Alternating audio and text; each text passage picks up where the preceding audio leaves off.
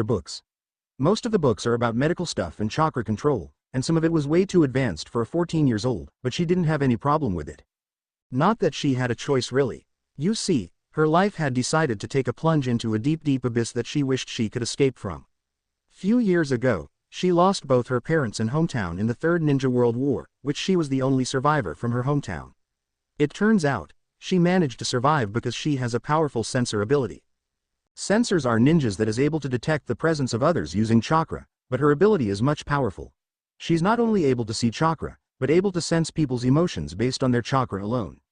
Emotion detection using chakra is rarely heard of, and she was able to survive the destruction of her hometown thanks to her ability, called Mind's Eye of the Kagura. But then, a fishy guy, called Orochimaru found her and was amazed by her ability that he took her with him. She was brought to various places and she soon learned that she was right, Orochimaru was bad. The snake guy experimented with human lives. And the worst thing is, he knew that she had the talent for medical arts too and forced her to learn everything about medicine. She knew why. He was going to use her to help him in his experiments. So now here she is, in Kusagakure, learning about medicine while Orochimaru was busy somewhere. Orochimaru had established another village, the village of sound. Otogakure just for experimentation and she was lucky that she wasn't made an auto nin, yet. Luckily, Orochimaru deemed her not ready to experiment, yet. But at least that's much better than being the one experimented on, right? Besides, she didn't have anywhere or more importantly, someone to go to. Orochimaru is her shade in the blazing hot desert and as far as she knew, there's not another shade in sight. Fortunately for her, life was about to give her the shade she wanted. She immediately sensed someone's chakra. It was different than any of the chakra she sensed before. It was bright and warm that somehow sent a wonderful feeling to her body. It was odd, nobody's chakra has ever done this to her before. Orochimaru's chakra, which was foul and dark, almost made her vomit the first time she met him. The chakra was golden orange in color and yet, there are 2 more chakra signatures inside him. Now this confused Karen. People usually has only one chakra source. The ones that have more usually gained it through unnatural means. Plus the chakra signatures were weird. The first one was black and it seemed to contain the second red chakra inside it. However, the red chakra was leaking a little and the leaked chakra turned orange, which Karen deducted was why the original chakra was golden orange. Karen was so enthralled by the chakra that she didn't realize that the chakra owner was in front of her. Allah. The chakra owner, a boy 2 years her junior, greeted cheerfully. Eep. A startled Karen smacked the boy in the face with a book. Living with Orochimaru and his demented experiments required strength after all. OFPF. Naruto grunted as he was smacked by the heavy book and rolled on the forest floor. OWH-sensei, you were right, knowledge really is powerful. Karen resisted the urge to smack him again. After all, based on his chakra, he's a good person. She hoped. His other chakra signatures is something to be wary of. Who are you? I'm just a traveler looking for something, that's all. The name's Naruto Uzumaki. The boy raised his hand in defense and eyed the book. Karen saw that through his chakra, the boy was telling the truth. She lowered the book and calmed herself down. What do you want? Karen mentally cursed. Why is she being so helpful to the boy she just met? She wasn't like this. Living with Orochimaru tends to warp you negatively after all. Some woman's clothing for my partner. She. Lost it in a battle, Naruto said. It was the truth, except it wasn't detailed. Don't worry, I'll pay you. Karen nodded and motioned for him to follow her. Naruto got up and followed suit. Soon, they arrived at Kusagakure's guard gates and Karen used her connection. The guards were in league with Orochimaru to let him enter the village. So. Nice place. Like a mini Konoha, Naruto said, trying to start a conversation with the girl beside him. It is, Karen simply replied. So where are you from anyway? Konoha, Naruto simply said. And what brings you here? Well, I was on my way to Konoha to take the genin exam in 3 days' time, but got caught in a sticky situation that involves clothing. So yeah, Naruto scratched his head. I see. It was amazing how honest the boy was. They recently met and he openly admitted a lot of things to her already. They then entered a clothing store and Naruto browsed through the collection and Karen eyed the boy. He said that he was taking the genin test, which would mean that he should have strength that of a genin. But Karen knew that appearance can be deceiving and a rank doesn't always mean power. And Karen knew from his chakra, the boy is, amazingly, at a low Junin rank. Karen herself wasn't a Kusagakure genin yet. Orochimaru deliberately told her not to take it yet. That means he wanted to enlist her into Otogakure. Maybe. Just maybe, she could go with him. And become Konoha's genin? That way, she could run away from Orochimaru, she hoped.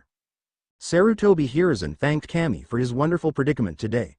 Not only did Naruto indeed return to become Konoha's ninja, he thought that after living in Nekogakure he would have refused. He also brought an important person.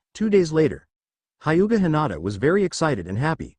She's finally going to meet Naruto at the academy and she hoped that she got to be in the same team as him. Hinata carefully checked her appearance on the mirror. She has long princess-cut waist-length black hair and has 2 long bangs. Okay guys, she wore her Part 2 clothing. I'm a little bit lazy in the clothing department, so sue me. Satisfied that she looked like how Hyuga heiress should be, she set out from her room and into the kitchen. Her large bento set that she took such a long time to prepare was already packed on the kitchen counter.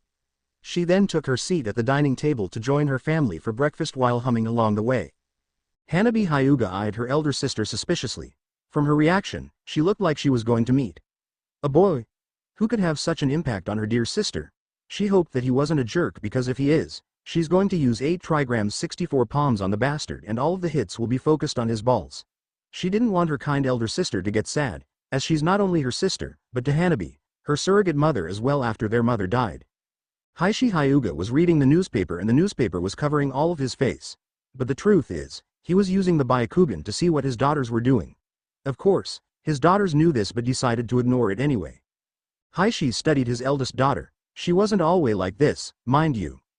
In fact, 5 years ago, she was the complete opposite of what she is today. Almost everyone hated her old self. She was unconfident, frail and weak girl that even Hanabi could defeat her at that time. But now, she really is a true Hyuga heir and she wasn't a weak girl anymore. In fact, when Hinata regained her status as the heir and Hanabi was to be implanted with the dreaded caged bird seal, Hinata refused against it and even declared that she would beat anyone that dared to touch her little sister. She even curb-stomped the prodigious Neji to the ground, hard. Ever since then, Hanabi's perspective of her elder sister changed dramatically, but it enforced Neji's notion about fate, which Hinata had unsuccessfully tried many times to convince him that human makes their own fate. No one knew what had caused Hinata to change dramatically. 5 years ago, after another grueling training session that had deemed Hinata unworthy of the heir title, she ran away crying. Few hours later, she came back a different person and demanded Hishi to give her another chance. He did and was surprised. It turns out, she had it in her after all. It's just her own lack of confidence that was holding her back. Only Hinata knew what happened. Flashback: Hinata was crying in an alley that was far from her home. She knew it was dangerous but she didn't care. She didn't care about anything now. Ever since she was kidnapped, plus her mother's death, leaving her without much support and her own family's harsh treatments and expectations from her, she grew to be an introvert and was severely lacking confidence. What's worst, her only source of strength, the loud, confident and never giving up Naruto, was nowhere to be seen for the past few months. Some say that he was relocated somewhere far from her own housing area, but that didn't stop her from trying to find him. If only she could see him again, maybe she could gain her own confidence? Hey, look what we have here, boys. A group of men approached her. A girl. Well, isn't it our lucky day? Another man said. Bah, girl. I want a woman, man. Peeved. What's the difference? A pussy is still a pussy. Plus, they said a virgin girl's pussy is much tighter. Care to try? Hearing what the men had intended to do to her scared the shit out of Hinata. Please. I'm a Hyuga. A Hyuga? A man spat. The elitist bastards Hyuga? All the more reason for me? Hearing this, Hinata broke down and cried hard.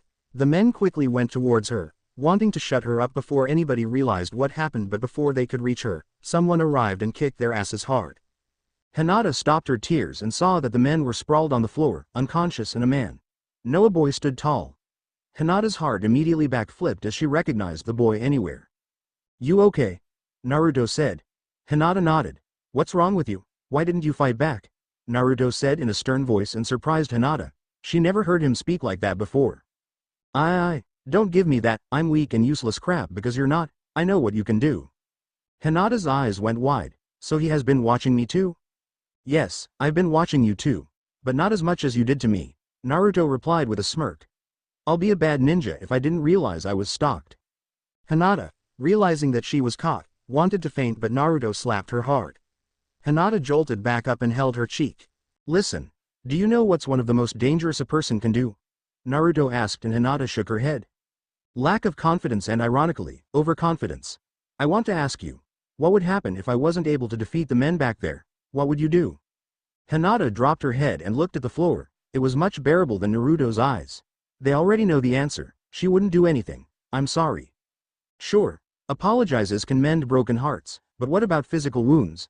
Can you sorry heal physical wounds that I could get because of your lack of confidence? Hinata shook her head.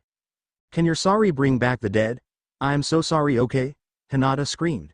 She already had it bad with her own family. She didn't need another one from her crush. Who are you sorry to? Naruto suddenly screamed and caused Hinata to jump. Me? Or to yourself? Hinata stuttered. Say sorry only after you've given everything you have, Naruto harshly said. Listen, if you keep it up like this, you'll end up hurting everyone and more importantly yourself if you wanted to be a ninja. Do you want that? Naruto asked with a soft voice. No. How are you strong? I don't understand, Hinata asked, and Naruto flashed her a smile.